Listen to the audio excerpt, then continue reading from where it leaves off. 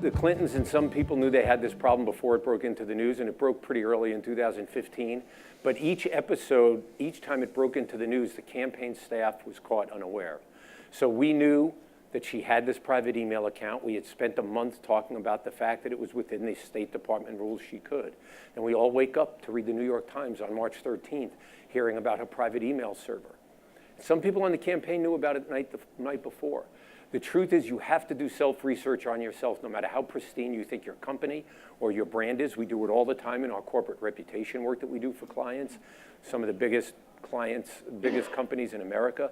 And when you don't do it, you can prepare if something happens that's going to put this on the front pages of the news so that you have to respond to it. And instead, I mean, the history of this campaign will be we spent an entire campaign playing catch up on the email issue, and we could never get out from under it because right from the start, we didn't know about it, and we, being the campaign team, didn't know about it. When we did, we didn't know everything about it, so we couldn't anticipate the lines of attacks, and we couldn't inoculate against them beforehand or respond quickly enough when the bad news stories came. Another example of that is her Goldman Sachs speeches. Comes out right before the New Hampshire primary. None of us on the campaign knew about it. Quick corporate example, end of 2009, Toyota knew that they were about to have a recall, as I'm sure a lot of you remember, the recall crisis that they went through in 2010.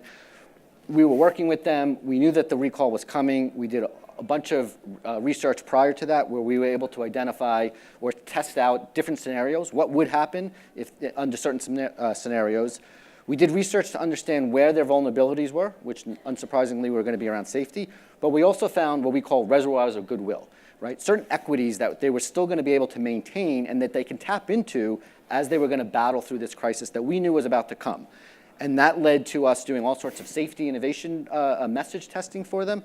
So the day after the crisis broke, the day after it was front page on the New York Times, it was on the crawl of CNN all day long. They had to stop production. They had to stop production.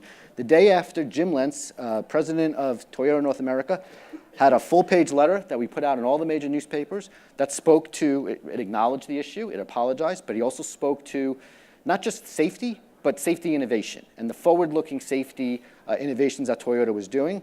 We had a campaign that was all set to go with people at Toyota talking about the safety innovations that we were working on.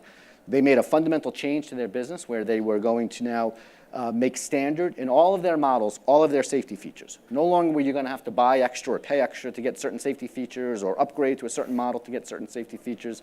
If they had a safety feature available, it was in all their models.